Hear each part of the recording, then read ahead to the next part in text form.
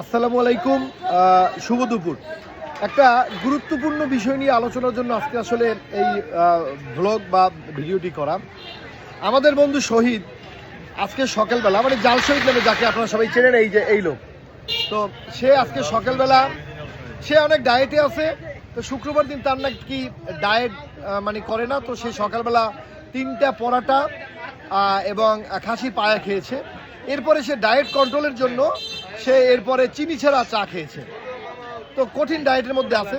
তো এই খবরটা শুনে আমার সম্মানিত মামা, এই যে এই শামীম মামা সামনে আছে, শামীম মামা একটা খবর বলল, আমি যেটা শুনলাম যে আমাদের সবার প্রিয়, সর্বজন শ্রদ্ধেয় প্রিয় বাবুল ভাই, বাবুল কমিশনার, সে নাকি 17টা মিষ্টি খাওয়ার পরে এরপরে সে চিনি ছাড়া চা খায়।